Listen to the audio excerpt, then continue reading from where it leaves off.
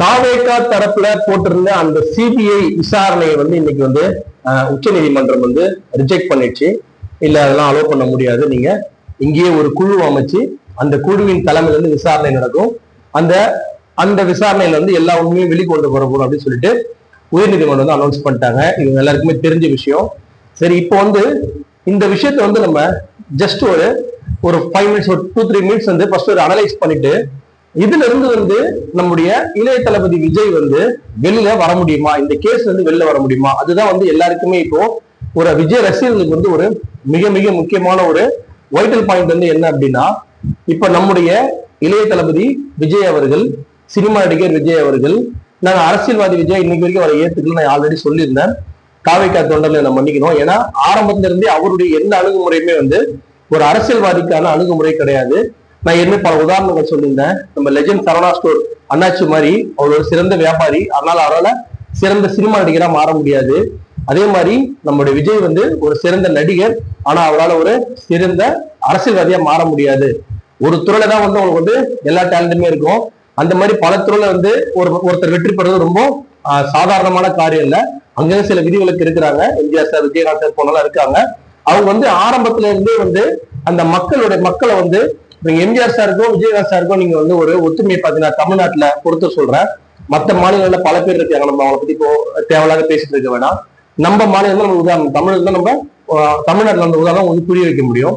இப்ப எம்ஜிஆரும் விஜயகாந்த் சாருக்கும் எம்ஜிஆர் சார் விஜயகாந்த் சாருக்கும் ஒரு ஒற்றுமை இருக்கு. என்னன்னா, அப்பத்துல இருந்து அடித்தட்டு மக்களோடவே பழகி பழகி பழகி அவங்க நினைக்கிற நேரத்துல வெளில போறீங்க. ஒரு உதாரணத்துக்கு நம்ம விஜயகாந்த் சாரை அந்த சிவாஜி சாரனுடைய அந்த ஒரு டெத்ல கூட அந்த வீடியோஸ் ரொம்ப பேரிட்டு இருக்கும், நீங்க போட்டு பாருங்க. அந்த கும்பல்ல ஒரு சாதாரண வேஷ்டி சட்டையை மடிச்சு கட்டிக்கிட்டு அச்சு தொத்தி ஓட விட்டு அந்த அந்த நிகழ்ச்சியை சிறப்பாக நடத்தியிருப்பாரு. அதே மாதிரி அவருடைய தொண்டர்ல அவர் இப்பயே சாப்பாடு போட்டு நினைக்கும் போது வீட்டுக்கு எல்லாமே பண்ணது விஜயகாந்த் சார். எம்ஜிஆர் சாருக்கு இன்னைக்கு அந்த ராமாவரத்தோடத்துல எரிஞ்ச அடுப்பு அணையாம பாதுகாத்தவர் எம்ஜிஆர் சார். சோ அந்த மாதிரி தொண்டர்கள் அவங்க அமைஞ்சிருந்தாங்க. பட் நம்ம விஜய் சாரை பொறுத்த வரைக்கும் பாத்தீங்கன்னா, அவர் சினிமாவில் நடிச்சு அந்த புகழ் மட்டும் தான் வச்சிருந்தாரு. எங்கே பெருசா கேசட் வெளியிட்ட விழாவில் அப்பெல்லாம் அந்த இசை வெளியிட்ட விழாவில் மட்டும்தான் வரும். அதை தவிர பெருசா அவர் வெளில வந்தது கிடையாது. இப்ப கூட நடந்த அந்த மாநாட்டுல கூட, முதல் மாநாட்டுல 2வது மாநாட்டுல கூட வெறும் தண்ணி கேன் மட்டும்தான் அவங்க இலவசமா கொடுத்தாங்க, தவிர சாப்பாடு கூட காசு கொடுத்துதான் அவங்க அந்த இடத்துல போட்டாங்க. அப்பயே அந்த வித்தியாசத்தை பாருங்க. அது விஜய் சாருக்காக பார்க்க கண்டிப்பா எல்லா நடிகருக்குமே ஒரு தீவிரமான ரசிகர் இருப்பாங்க. அவங்க நம்ம எவ்வளவுதான் சொன்னாலும் அவங்க அதை ஏத்துக்க மாட்டாங்க. அவங்களால அதை ஏத்துக்க முடியாது. ஏன்னா தன் தலைவனை அவங்க தெய்வமா பாக்குறாங்க. அப்படி பார்க்கும்போது நம்ம சொல்ற எந்த விஷயமும் அவங்களுக்கு அவ்வளவு சீக்கிரம் மனசுல ஏறாது. ஆனா அவங்க மனசுல அவர் முதலமைச்சர் ஆயிடுவாரு, பெரிய அரசியல்வாதி ஆயிடுவாரு அப்படின்னு சொன்னா தமிழ்நாட்டு மக்கள் எல்லாரும் மனசையும் அந்த மாதிரி இருக்கணும்ல, அந்த மாதிரி தான் ஆக முடியும். அந்த மாதிரி நினைப்பு தமிழ்நாட்டுல இருக்கிற விஜய் ரசிகர்களை தவிர வேற யாருக்குமே கிடையாது.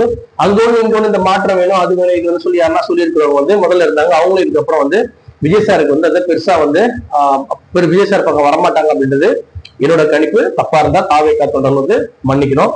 நான் இப்ப பேச போறது முக்கியமா என்னன்னா, இந்த மாதிரி ஒரு சிக்கல் மாட்டிக்கிட்டாரு. இப்ப மாட்டு அவரு ஒரு நாள் சினிமா நடிச்சிருந்தாரு. அவர் சினிமாவிலே பாத்தீங்கன்னா பல விஷயங்களை அவர் கொஞ்சம் உருட்டி புரட்டி தான் இந்த லெவலுக்கு வந்தாரு. நீங்க விஜய் சார், நான் திரும்ப சொல்றேன், விஜய் சாரை நம்ம குறைச்சு மதிப்புன்ற எண்ணமே நமக்கு சுத்தமா கிடையாது. அவர் மேல இன்னைக்கு நம்மளுக்கு மதிப்பு மரியாதை இருக்கு. ஏன்னா அவருடைய முதல் படமான நாளைய தீர்ப்புல அவர் வரும்போது அவர் எப்படி இருந்தாரு அப்படின்றது எல்லாருக்குமே தெரியும். அப்ப ஒரு புகழ்பெற்ற ஒரு பத்திரிகை ஆனந்த விகடன், அந்த பத்திரிகையில பாத்தீங்கன்னா ஒரு டாபிக் போட்டிருந்தாங்க. இவரெல்லாம் எஸ்.ஏ. சந்திரசேகரோட பிள்ளையா இல்லாம இருந்தா இவர் நம்ம சினிமால பார்க்க வேண்டிய அவசியமே ஏற்பட்டிருக்காது அப்படின்னு சொல்லிட்டு அந்த நாளைய தீர்ப்பு படத்துக்கு ஆனந்த விகடன் பத்திரிகையில எழுத திரை விமர்சனம் இது. அப்பெல்லாம் பாத்தீங்கன்னா அந்த மாதிரி பத்திரிகையில, வார பத்திரிகையில, அந்த மாதிரி பத்திரிகை, தினப்பத்திரிகையோட அவ்வளவு போட மாட்டாங்க விமர்சனம், சினிமா விமர்சனம். குமுதம், கல்கண்டு, இந்த மாதிரி ஆனந்த விகடன் அந்த மாதிரி பேப்பர்ல தான் போடுவாங்க.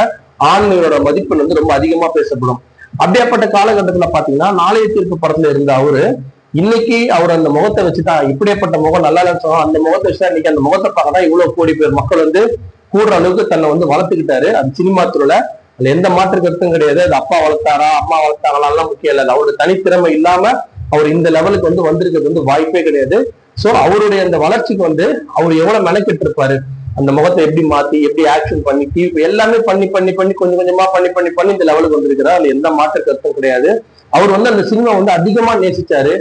ரொம்ப பண்ணதுனால அவர் சினிமாவோட ஒரு ஒரு நுணுக்கங்களும் நல்ல டைரக்டர், நல்ல தயாரிப்பாளர், நல்ல இசையமைப்பாளர், நல்ல கோ ஆர்டிஸ்ட் எல்லாரையும் வச்சு வச்சு வச்சு இந்த லெவலுக்கு வந்திருக்கிறாரு. ஆனா இதே மாதிரி ஒரு அரசியல காதலிச்சாரா அப்படின்றதுதான் முக்கியமான கொஸ்டின். இப்ப அது கூட இப்ப அரசியல் வரணுன்ற எண்ணம் அவருக்கு வந்து எந்த வயசுல வந்திருக்குன்னா ஒரு 10-15 வருஷம் முன்னாடியே வந்துடுச்சு. இன்கேஸ் இப்ப வந்திருந்தா கூட அவர் என்ன பண்ணலாம் அப்படின்னு சொன்னா, இப்போ ஒண்ணு காலம் கெட்டு போயில, அவருக்கு 50 வயசு தான் ஆகுது. இப்போ இந்த 2026 2031 2 தேர்தலுமே அவருக்கான தேர்தலா இருக்க வாய்ப்புன்றதே கிடையாது, சுத்தமா கிடையாது.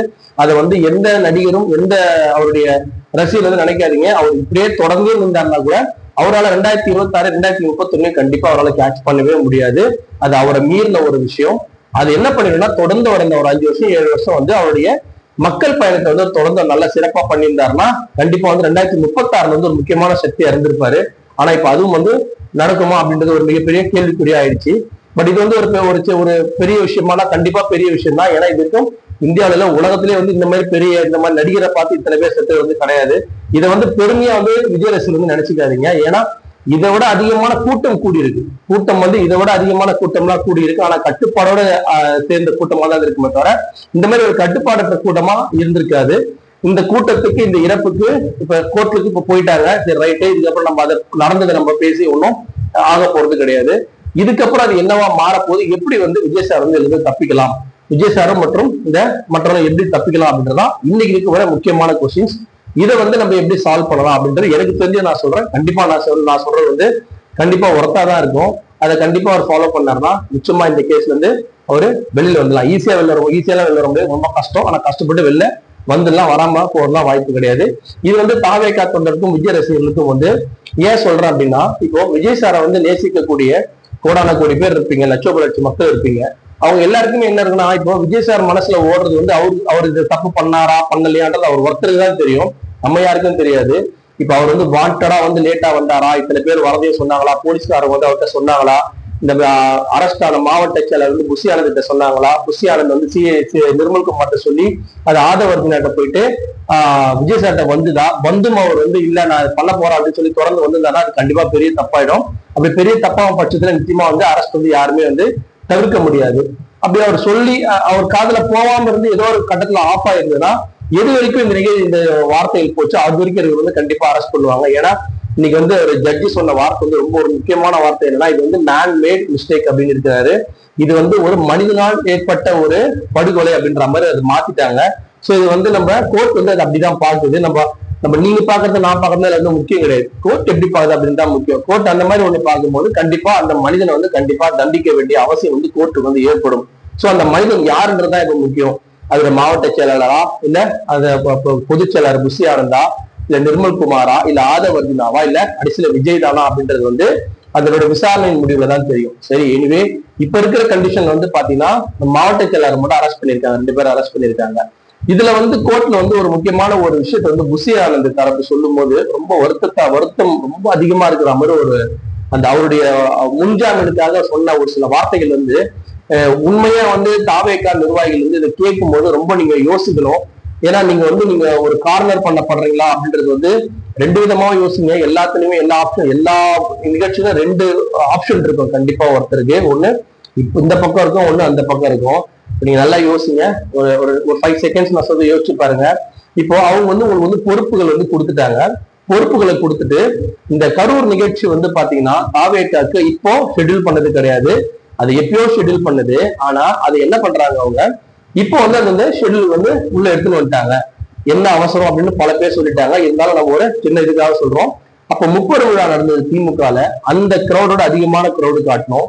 எடப்பாடி ஐயாவுடைய சுற்றப்பட 2 நாளைக்கு அவருடைய நிகழ்ச்சிக்கு 2 நாளைக்கு முன்னாடி நடக்குது, அதோட அதிகமா கிரௌடு காட்டணும். கிரௌடு காட்டினா அவர்கிட்ட மாஸ்க் காட்டின மாதிரி ஆயிடுன்ற ஒரே இன்டென்ஷன் தான். என்ன ஆச்சு அப்படின்னு சொன்னா அந்த நிகழ்ச்சி வந்து டக்குன்னு வந்து முன்னாடியே வந்து நம்முடைய அட்டவணைப்படுத்துறாங்க. அப்படி அட்டவணைப்படுத்தும் போது பாத்தீங்கன்னா அந்த மாவட்ட செயலாளருக்கு வந்து ஒரு 3 days மட்டும் தான் சொல்லியிருப்பாங்க. செவ்வாய்க்கிழமை செவ்வாய்க்கிழமை புதன்கிழமை மாதிரி சொல்றாங்க. அப்போ அவங்க போய் ஏற்கனவே பர்மிஷன் போட்டு வச்சிருந்திருப்பாங்க. சோ அந்த மாதிரி நீங்க நிகழ்ச்சி நடத்துற மாதிரி அப்போ அர்ஜென்டா போகும்போது போய் கேட்டிருப்பாங்க. கேட்கும்போது என்ன பல பேருக்கு அறிஞ்சது சின்ன இடம் பெரிய இடம் எல்லாமே ஓகே. ஆனா இப்போ இது வெறும் மாவட்ட செயலாளர் மட்டும்தான் இதுல இன்வால்வ் ஆயிருக்கிறாங்களா, அப்படி இல்லைன்னா அதோட பெரிய ஆளு இன்வால்வ் ஆயிருக்கிறாங்களா அப்படின்றது ஃபர்ஸ்ட் ஸ்டெப் வருது. அதாவது பர்மிஷன் கேட்க போகும்போது மாவட்ட செயலாளரும் கூட 2 பேரும் வந்து சைன் பண்ணி அவங்ககிட்ட கொடுத்துடுறாங்க.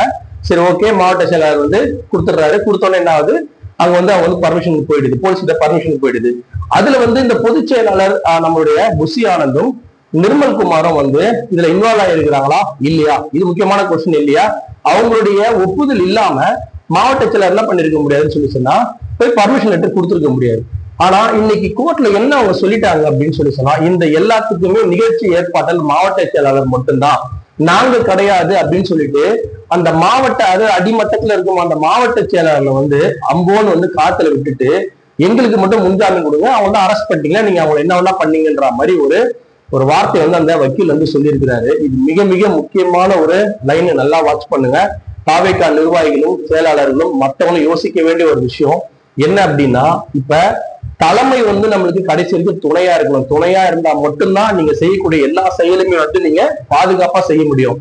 தலைமை வந்து நம்ம வந்து காப்பாற்றணும். நீங்க தலைமைக்காக தான் நீங்க வேலை பாக்குறீங்க. அப்படியேப்பட்ட நிலையில வந்து இன்னைக்கு உங்களை வந்து கழட்டி விட்டுட்டு என்ன மட்டும் நீங்க வந்து பாதுகாத்து கொடுங்க. இப்ப புஷியானந்தும் நிர்மல்குமாரும் சொல்றாங்க. இது அப்புறமா இப்ப விஜய் சாருக்கு வரும்போது அவரு என்ன சொல்ல போறாரு தெரியல. இது எனக்கு தெரியாது, புஷியானந்து நிர்மல்குமார் தான் உங்களுக்கு தெரியும், அவங்க நீங்க புடிச்சு போட்டீங்க, என்ன விட்டுருங்கன்னு சொல்லி சொன்னார்னா மேலும் அவருடைய பெயர் வந்து ரொம்ப மோசமான ஒரு நிலையை போய் சென்றடையும். சொல்ல மாட்டாங்கன்னு நினைக்கிறேன். இது சரியா நம்ம காதுல விழுந்துதா? இது சொன்னாங்களா புஷியானந்த் தரப்புல வந்து முன்ஜாமீனுக்காக இந்த மாதிரி இது மாவட்ட செயலாளர் ஏற்பாடு பண்ணது, நான் எங்களுக்கு அது எந்த சம்பந்தம் இல்லைன்னு சொல்லி உண்மையா அவங்க சொன்னாங்களா இல்லது தவறா பரப்பப்பட்ட தகவலான்னு தெரியல. உண்மையா சொல்லியிருந்தாங்க அப்படின்னா இதுக்கப்புறமா தாவேகால இருக்க நிர்வாகிகளும் மாவட்ட செயலாளர் ரொம்ப ஜாக்கிரதையா இருக்கும். ஏன்னா இந்த கட்சி உங்களுக்கு பாதுகாப்பான கட்சி இல்லை. அந்த கட்சியினுடைய பொறுப்பாளருடைய மனைவிமார்கள் குழந்தைமார்கள் வந்து எடுத்து சொல்லணும், வேணாம்பா இது உங்களுக்கு வேணாம், இந்த மாதிரி வந்து எதனா ஒரு தப்பு நடந்தா தலைவர் முன்னாடி இன்னைக்கு நான் தானே தப்பு பண்ணேன்னு சொல்லிட்டு சினிமா டைலாக் பேசிட்டு அவங்களை விட்டுருங்க என்ன புடிச்சுங்கன்னு சொல்லி சொல்றது, அந்த சினிமா டைலாக்லாம் இல்லாம போராடி அவங்க வந்து மீட்க தான் முயற்சி பண்ணணும். அது ஒரு பெண்ண கொஸ்டினா இருக்கு. அது வந்து சரி தவறா இருக்கும் பட்சத்துல வந்து ஒன்றும் பிரச்சனை இல்லை. ஆனா உண்மையா புஷியானந்த் அந்த மாதிரி சொல்லியிருந்தாருன்னா தயவு செஞ்சு மாவட்ட செயலாளரும் பொறுப்பாளரும் ரொம்ப யோசிங்க. இதுல தொடர்ந்து நம்ம பயணிக்கணுமா வேணாமான்னு சொல்லிட்டு கட்சிக்காக நீங்க போராடி இருப்பீங்க. ஆனா கட்சி உங்களுக்கு பேக்கப்பா நிக்கலன்னா நீங்க பெரிய பிரச்சனைல போய் மாட்டிப்பீங்க. அதெல்லாம் ஞாபகம் வச்சுங்க. சரி, இப்போ வந்து என்ன ஆயிடுச்சு, இப்போ விஜய் சார் வந்து எப்படி வந்து நெருங்குறாங்க, அரெஸ்ட் பண்ற மாதிரி நெருங்குறாங்க. இப்போ இவர் எப்படி இதுல இருந்து நம்ம வந்து தப்பிச்சு வெளியில வரணும் அப்படின்றது கண்டிப்பா எல்லாருக்குமே தெரியும். அதோட விஜய் சாரை விட விஜய் சாருடைய தொண்டர்கள், விஜய் சாரோட ரசிகர்கள் வந்து நைட்லாம் தூங்குவாங்களான்னு தெரியாது. எதுவுமே இந்த கரூர் குடும்பத்துல வந்து 41 குடும்பம் எவ்வளவு அவஸ்தப்படுதுன்றது எல்லாருக்குமே தெரியும். அது கூட வந்து இவங்க வந்து இந்த மாதிரி ஒரு துர்நிகழ்ச்சி நடந்துச்சுன்னு சொல்லி ஒரு ரசிகர்கள் ரொம்ப கஷ்டப்பட்டிருப்பீங்க. அதுல எந்த சந்தேகம் இல்லை. ஆனா அதே நேரத்துல நீங்க விஜய் சாருக்காகவும் கவலைப்படுவீங்க. இவர் போய் மாட்டிட்டாரு, வேற என்ன இருந்தா கூட வேற உதவி பண்ணிருக்கலாம். அது ஒரு துன்பம் பார்த்தா நம்ம விஜய் சாரை போய் மனசுக்கு பிடிச்சவர் போய் இப்போ இந்த கேஸை வச்சு போலீஸ்காரங்க பழி வாங்கி அவர் இருந்து உள்ள போட போறாங்களே அப்படின்ற ஒரு எண்ணம் வந்து எல்லாருக்கும் இருக்கும். அவங்களுக்கு வந்து இல்ல இவர் வெளில வர்றதுக்கு வந்து வாய்ப்பு இருக்கானா கண்டிப்பா இருக்கு. அதை நம்ம எப்படி பண்ணணும் அப்படின்னு சொல்லி சொன்னா, இப்ப சின்ன ஒரு உதாரணம். இப்ப முதல்ல வந்து இவர் வந்து ஒரு தண்ணீரை விளக்கம் வந்து ரொம்ப தெளிவா கொடுக்கணும் மக்கள் மத்தியிலையும். மற்றும் எல்லாரும் இப்ப பாத்தீங்கன்னா ஜட்ஜு சொல்றத பார்த்தா சொல்லி சொன்னா அவரு முன் முடிவுக்கு ஏற்கனவே வந்துட்டா மாதிரி இருக்கு. என்ன காரணம்னா அந்த டிவில போட்டது இவர் திரும்ப பேசுறது எல்லாரும் மனுஷன் எல்லாருமே கண்டிப்பா டிவி பார்த்திருப்பாங்க. முக்கியமான நிகழ்ச்சி இது. பார்க்கும்போது அவங்க என்ன அனலைஸ் பண்ணிட்டு இருப்பாங்க இந்த மாதிரி நடந்திருக்கு அப்படின்னு சொல்லிட்டு. ஸோ அவரோட கொஸ்டின்ஸ் எல்லாம் வந்து இப்போ ஆல்ரெடி தாவேகா வந்து இது வந்து ஒரு சதி திட்டம் அப்படின்னு சொல்லியிருந்தா இது வரைக்கும் இதெல்லாம் ஒரு வீடியோஸ் இப்போ கவர்மெண்ட் அனௌன்ஸ் பண்ணாம ஏதாவது பத்திரிகை மீட்டிங் உட்கார வச்சு கண்டிப்பா அவங்க சைட்ல மிஸ்டேக் இருந்தா கண்டிப்பா சொல்லுவாங்க. கவர்மெண்ட் சைட்ல மிஸ்டேக் இருந்தா கண்டிப்பா தாவேகா தரப்பு என்ன பண்ணிருப்பாங்கன்னா ஒரு மீட்டிங் போட்டு ஒரு பத்திரிகையாளர் சந்திச்சு வச்சு நம்ம ஆதவர்ஜன் நல்லா பேசுவார்ல பத்திரிகையாளர்கிட்ட, நிர்மல்குமார் நல்லா நீட்டா அழகா பேசு நிர்மல்குமார், ஆதவர்ஜன் அவருக்கு பேசுறாரு. நிர்மல்குமார் ரொம்ப சூப்பரா கிளீனா அந்த கட்சியில வந்து ரொம்ப கிளீனா பேசுறாரு. இந்த ராஜ்மோகன் லைலாமெல்லாம் எங்க போனாங்கன்னு தெரியல, அதை பத்தி அப்புறம் நம்ம பார்த்துப்போம். இப்ப இந்த முக்கியமான பொறுப்பு இருக்கிற நிர்மல்குமார் கூட பத்திரிகையாளரை வர வச்சு இந்த மாதிரி பாருங்க இந்த வீடியோஸ் இந்த மாதிரி இருக்கு, எப்படி அரசாங்கம் போட்டு காமிச்சா அந்த மாதிரி இந்த வீடியோஸ் இப்படி இருக்கு, இது சரி இது நான் சொல்லி நம்மளுக்கு புரிய வச்சிருக்கலாம். ஸோ ஆல்மோஸ்ட் ஆல்ரெடி சொன்ன மாதிரி நீதிமன்ற சம்பந்தப்பட்ட கண்டிப்பா டிவி பார்ப்பாங்க, பார்க்காம இருக்க மாட்டாங்க. அவங்க ஆல்ரெடி ஒரு சந்தேகம் இருந்ததுன்னா அவங்க என்ன பண்ணிருப்பாங்கன்னா விசாரணை வேற மாதிரி கொண்டு போயிருப்பாங்க. ஆனா நீங்க சொன்னது எல்லாமே வெறும் வாய் வார்த்தையில மட்டும் தான் சொல்லிருந்தீங்களே தவிர எதுவுமே சாட்சி வந்து இது இந்நேரம் வந்து நீங்க பப்ளிசிட் பண்ணாம இருந்தீங்க. அதனால ஜட்ஜுக்கே வந்து ஆல்ரெடி வந்து உங்க மேல வந்து ஒரு டவுட் இருந்ததுனாலதான் அவர் வந்து இந்த மாதிரி வந்து இது மாதிரி ஒரு கேஸ் வந்து தள்ளி எடுத்துட்டு போறாரு. இப்போ நீங்க என்ன பண்ணலாம், ஃபர்ஸ்ட் உட்காந்து பேசி கொண்டு இங்க மிஸ்டேக் நடந்திருக்கு, இதுல உண்மையான மிஸ்டேக் வந்து நான் திரும்பவும் உண்மையை ஏத்துங்க, விஜய் சார் மேலதான் மிஸ்டேக். ஏன்னா அவர் தான் கேப்டன் ஆஃப் த ஷிப். அவர் வந்து காலையில 8:45 மணிக்கு இங்க வந்திருந்தாருன்னா எந்த பிரச்சனையுமே இல்லை. இல்லைன்னா கரெக்டான டைமை சொல்லிருக்கணும். 2 ஆப்ஷன் தான் அவருக்கு. ஒண்ணு கரெக்டான டைமை சொல்லிருக்கணும், இல்லைன்னா அவர் சொன்ன டைம் வந்துருக்கணும். ரெண்டுமே நடக்காதான் இவ்வளவு பெரிய பிரச்சனை காரணன்றத ஃபர்ஸ்ட் தாவேகா தொண்டர்களும் நம்ம அவரோட ரசிகர்களும் வந்து கண்டிப்பா ஃபர்ஸ்ட் புரிஞ்சு அண்டர்ஸ்டாண்ட் பண்ணிட்டு ஃபர்ஸ்ட் ஸ்டெபிலைஸ் ஆகுங்க. ஆமா இந்த மிஸ்டேக் நடந்துச்சு, இது வந்து ஃபர்ஸ்ட்ல இருந்தே நடந்துட்டு இருக்கு. ஆனா மாஸ் காட்டணும்னா அவருடைய மென்டாலிட்டி நான் ஃபர்ஸ்டே சொன்னேன். சீமானுக்கு வந்து பேச்சு அரசியல், அண்ணாமலைக்கு வந்து அறிவு அரசியல், உதயநிதி வந்து அந்த கட்சி அரசியல். ஆனா நம்ம விஜய் சாருக்கு வந்து இந்த கும்பல் அரசியல், இந்த கூட்டத்தை காட்டுற அரசியல், ஒரு கவர்ச்சி அரசியல் வந்து விஜய் சாருக்கு. அப்ப அவருடைய பிளஸ் பாயிண்ட் இந்த கூட்டம் தான். அந்த கூட்டத்தை ஒரு கூட்டணும் சொல்லிட்டு இப்ப இவ்வளவு பெரிய பிரச்சனை வந்து நின்றா. எதோட பிளஸ் அதே மைனஸ் ஆகும் இன்னைக்கு மாறி நிக்குது. இப்ப அவரால் தொடர்ந்து அரசியல் நடத்த முடியுமானே பல கேள்விகள் இருக்கு. இருந்தாலும் அந்த ஒரு நாளை தீர்ப்பு படத்துல எப்படி வந்து அந்த அந்த மாதிரி ஒரு முகத்தை எப்படி மாத்தி கிட்டத்தட்ட 25 நிமிஷம் இவ்வளவு பெரிய ஆள் ஆனாரோ அதே மாதிரி அதுவும் பண்றதுக்கு வந்து வாய்ப்பு இருக்கு. அது அவர் கையில தான் இருக்கு. அவர் எந்த அளவுக்கு வந்து ஸ்டெடியா நிக்க போறான்றதை பொறுத்து தான் அது. இப்போ அவருக்கு வந்து அரசியல் ரீதியா இந்த கேஸ் விட்டு வெளில வரலாம், நடந்துச்சு. நம்ம மறுபடியும் இந்த கரூர் துன்பத்தை மீறி இது பேசணும்னு நினைக்க வேணாம். அந்த துன்பம் நடந்துச்சு. 41 ஃபேமிலிக்கு வந்து அவங்க வந்து கண்டிப்பா அவங்க வந்து துன்பத்தை அனுபவிப்பாங்க. இப்ப அதுல இருந்து நம்ம வெளில வந்து அடுத்த கடந்து நம்ம வரதாலதான் இதுக்கு மேல இந்த மாதிரி ஒரு துன்பம் நடக்கக்கூடாதுன்னு சொல்லி எல்லா அரசியல் தலைவர்களும் எல்லாருமே பண்ணோம். அதே நேரத்துல இவருமே வந்து இதுல இருந்து வெளியில வர்றதுக்கான வாய்ப்பு இருந்து இவரு கண்டிப்பா யோசிச்சு ஒரு நல்லா சக்சஸ்ஃபுல்லா வந்தாருன்னா தொடர்ந்து அட்லீஸ்ட் சினிமா வந்து நடிக்க முடியும். இதுல ஒரு அரசியல் ரீதியா எப்படி வெளில வர முடியும் அப்படின்னு சொல்லி சொன்னா, இப்ப அவர் வந்து பிஜேபி பக்கம் ரொம்ப போய் சாயிறாரு. அது வந்து இருக்கிறதுல ஒரு மோசமான கண்டிஷன் ஏற்படுத்தி தரப்போகுது பிஜேபி தான். பிஜேபி என்ன பண்ண மாட்டாங்கன்னா இந்த கேஸை முடிக்கவே மாட்டாங்க. இந்த கேஸ் அவங்களுக்கு எப்பெல்லாம் வேணுமோ அப்பெல்லாம் யூஸ் பண்ணிப்பாங்க.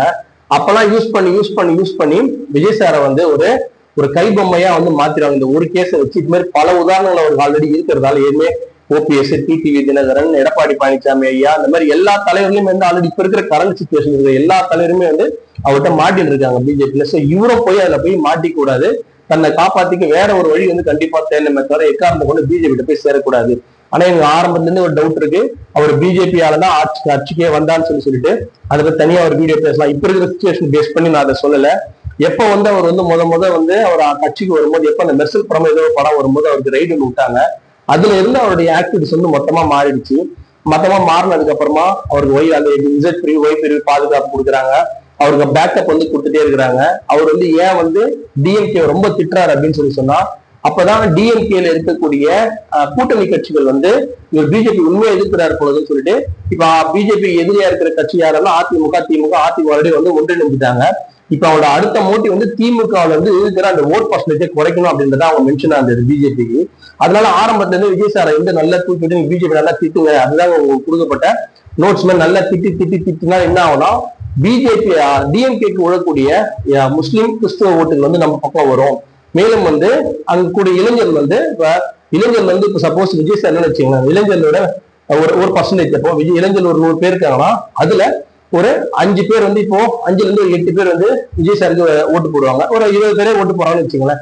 அது சப்போஸ் விஜய் சார் அந்த 20 ஓட்டு யாருக்கு போகும் அப்படின்னா திமுக சீமானுக்கு தான் போகுமே தவிர அதிமுகவும் பிஜேபிக்கு வராது. அதனால கூட இவங்க என்ன பண்ணிருக்கலாம் அப்படின்னு சொன்னா, விஜய் வர வச்சு அந்த இளைஞரோட ஓட்டையும் இந்த கிறிஸ்துவ முஸ்லீம் ஓட்டையும் அங்க இருந்து டிஎம்கே இருந்து பறிக்கணும்னா இவர் ஃபுல்லா பிஜேபி திட்டினாதான் அங்க இருந்து பறிக்க முடியும்னு தெரியும் அவங்களுக்கு.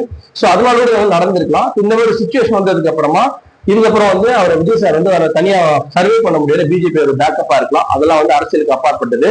அது எப்படி அவங்க வந்து ஹேண்டில் பண்ணுவாங்க, என்ன உண்மைன்றது அவங்க 2 பேரும் தான் தெரியும். எப்படி அவர் உள்ள வந்தாரு, எப்படி இப்ப நடக்க போல அவங்க தான் தெரியும். ஆனா இப்ப நான் சொல்ல வர பாயிண்ட் என்னன்னா, இவர் அரசியல் ரீதியா வந்து இந்த விஷயம் வந்து வெளில வரணும் அப்படின்னா கண்டிப்பா அவர் வந்து சாட்சிக்காரங்கள்ட்ட போயிடாதீங்க. ரொம்ப பெரிய பிரச்சனை நீங்க சந்திச்சிருவீங்க. அதுக்கு நீங்க சண்டைக்காரங்காலே போய் விழுந்தலான்ற மாதிரி சாட்சிக்காரங்கால போய் சண்டைக்காரங்கால போயிடுங்க. நீங்க திமுக கிட்ட வந்து நீங்க தொடர்பு வச்சு திமுக கிட்ட நீங்க பேசுனீங்கன்னா இது மாநிலத்திலேயே முடிஞ்சதுன்னு சொன்னா, ஏன்னா ஆல்ரெடி பாத்தீங்கன்னா நம்ம ஸ்டாலின் ஐயா வந்து எடப்பாடி ஐயா போட வேண்டிய பல கேஸ்ல வந்து அவர் போடாம, ஏன்னா ஒரு மனிதாபிமானம் கொஞ்சம் இருக்கு அவருக்கு. அவரு கரூர்ல இறந்தா கூட ஒரு விபத்தா தான் அதை பாக்குறாருன்னு நினைக்கிறேன். அதனால இது வரைக்கும் வந்து உங்களை வந்து உள்ள இழுத்து விடல. சோ நீங்க பிஜேபி கிட்ட போறதை விட முடிஞ்ச அளவுக்கு திமுக பக்கம் அவங்க கிட்ட யாரெல்லாம் பேசி கொண்டு அவங்க சொல்ற ஏன்னா ஒரு கண்டிஷனை கேட்டுட்டு நீங்க வந்தீங்கன்னா அரசியல் ரீதியா வந்து நீங்க வந்து வெளில வரதுக்கு வாய்ப்பு இருக்கு. அவங்க என்ன டிமாண்ட் கேட்க போறாங்க, அவங்க வந்து கூட்டணி எல்லாம் கேட்க போறது கிடையாது. அவங்க என்ன உங்க 2 பேர்ல என்ன நெகோசியேஷன் இருக்கோ அது மாதிரி பேசணும்னா நீங்க அரசியல் ரீதியா நீங்க பிஜேபி கிட்ட போறதை விட நீங்க டிஎம்கே கிட்ட போறதுதான் இதுல உங்களுக்கு வந்து மிக சிறந்த ஒரு பிளஸ் பாயிண்டா இருக்கும். இதுல இருந்து நீங்க வெளியில வரணும், இந்த கேஸ் வெளில வரணும்னு சொல்லலாம். என்னன்னா இது பல வருஷம் நடந்தா கூட உங்களை டார்கெட் பண்ணிட்டே இருப்பாங்க. இது அரசியல் ரீதியா நீங்க வெளில வர போற ஒரு நிகழ்ச்சியிலப்பா நம்ம இதெல்லாம் வேணாம், நம்ம வந்து ஒழுங்கா சினிமா நடிப்போம். இது விஜய் ரசிகர்களாக சொல்றேன். ஏன்னா அவங்க வந்து தன்னுடைய தலைவன் வந்து ஜெயிலுக்கு போறது வந்து விரும்ப மாட்டாங்க. அப்ப அந்த மாதிரி நேரத்துல வந்து என்ன பண்ணுவாங்கன்னா ஃபர்ஸ்ட் அவர் வந்து இருக்கணும், அதுதான் அவருடைய மெயின் மோட்டிவா இருக்கு. ஏன்னா நான் வந்து புரட்சி தலைவர் அம்மா வந்து என்ன பண்றாங்க, பெங்களூர்ல வந்து அந்த கேஸ்ல மாடி ஜெயிலுக்கு உள்ள போகும்போது நாங்களாம் தூங்கவே இல்லை. ஒரு 15-20 நாள் வந்து ரொம்ப அவஸ்தப்பட்டோம். இந்த மாதிரி வந்து ஜெயில போயிருக்கிறாங்களே, அவங்க சாப்பிட்டுருப்பாங்களா, கொண்டிருப்பாங்களா அப்படின்னு சொல்லிட்டு ரொம்ப நாங்களாம் கவலைப்பட்டோம். அதே மாதிரிதான் ஒரு விஜயோட ரசிகர்ல இருப்பாங்க. நம்மள்டே சொல்றேன், அந்த 41 குடும்பத்தை பத்தி நான் பேச நினைக்காதீங்க. அது நடந்துருச்சு. நம்ம வந்து எல்லாமே இருக்கான பரவாயில்ல பேசிட்டேன். இப்ப இன்னைக்கு இதுக்கப்புறம் என்ன சுச்சுவேஷன் தான் நான் சொல்றேன். அப்ப அரசியல் ரீதியா அவர் பண்றதா இருந்தா பிஜேபி கிட்ட போறதோட திமுக போறதா அவருக்கு சாலை சிறந்தது. சாட்சிக்காரன் கால விட சண்டைக்காரன் காலில் விழுங்க, அதான் ஒரு ரொம்ப மிக சிறந்த விஷயமா இருக்கும் அரசியல் ரீதியா. இல்ல நான் சட்டப்பூர்வமா சந்திக்க போறேன் அப்படின்னு சொல்லி சொன்னா முதல்ல என்ன பண்ணுங்கன்னா, நீங்க தார்மீகமா ஒத்துக்குங்க. ஆமா, இந்த தவறுலாம் நாங்க பண்ணிருக்கிறோம், இது நாங்க செஞ்சிருக்கோம், நாங்க லேட்டா போனது தப்பு, இந்த மாதிரி வந்து இந்த மாதிரி தவறான இன்ஃபர்மேஷன் கொடுக்கப்பட்டிருக்கு அப்படின்னு நடந்த உண்மை எல்லாமே ஃபர்ஸ்ட் வந்து ஒத்துக்குங்க. ஒத்துக்கிற பட்சத்துல உங்களுக்கு வந்து அது வந்து உண்மையா வந்து சதி இதுன்னு சொல்லிட்டு நீங்க என்ன பண்ணாதீங்க, மேலும் மேலும் வந்து கிரிட்டிக்கல் ஆக்காதீங்க.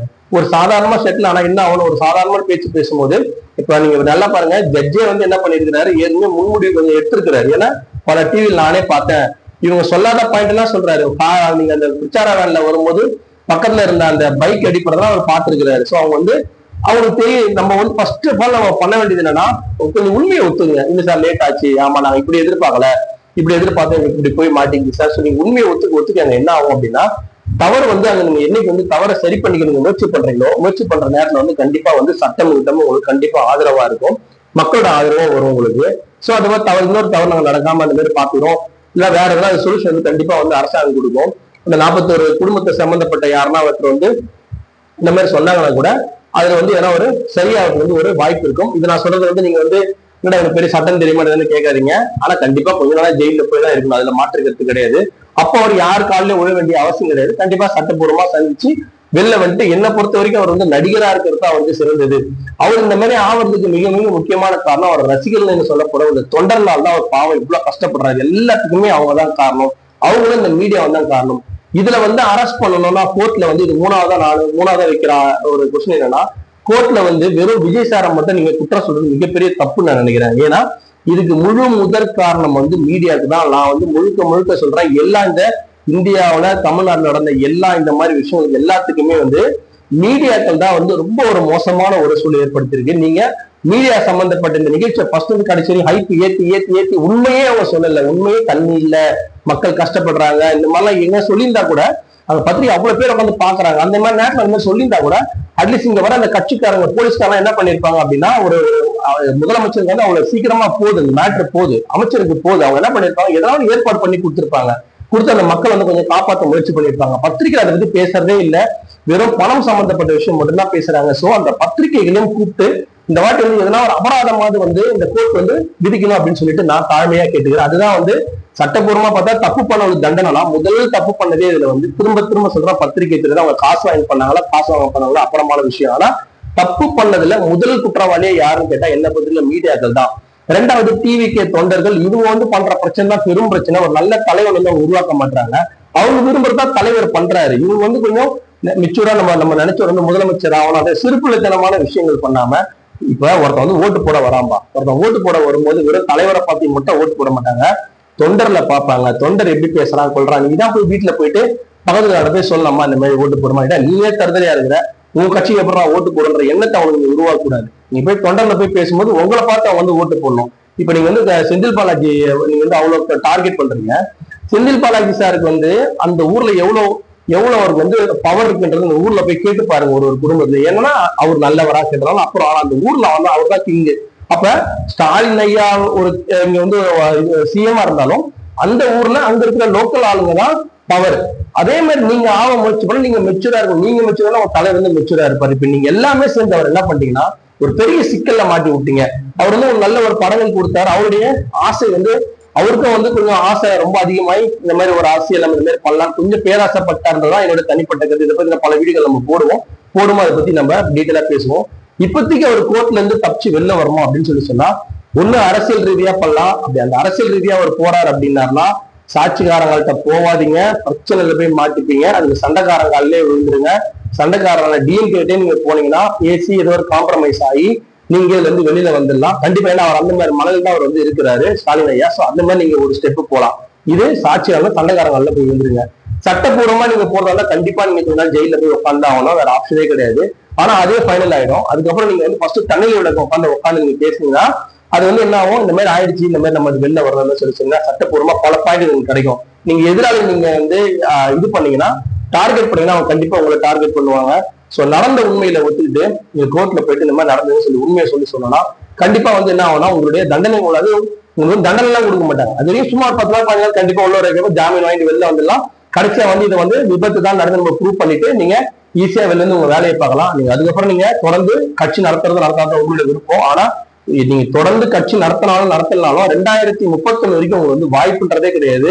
இதே இப்ப நீங்க இந்த விபத்து ஏற்படாம தொடர்ந்தாலும் 2030 வாய்ப்பு கிடையாது. உங்களுடைய கட்சி எப்படி செயல்படுறத பொறுத்தா 2036 தான் ஏதாவது ஒரு வாய்ப்பு வந்துருக்கலாம். அது முதல்வராக அமைக்க வாய்ப்பு இல்லை, எம்எல்ஏகளே கிடைக்க வாய்ப்பு வந்துடலாம். ஏன்னா தமிழக மக்கள் ஏமாளிகள் கிடையாது. நீங்க எவ்வளவு பொய் போஸ்ட் போட்டாலும் அவங்க வந்து சுக்கு நூறு ஆக்கிடுவாங்க.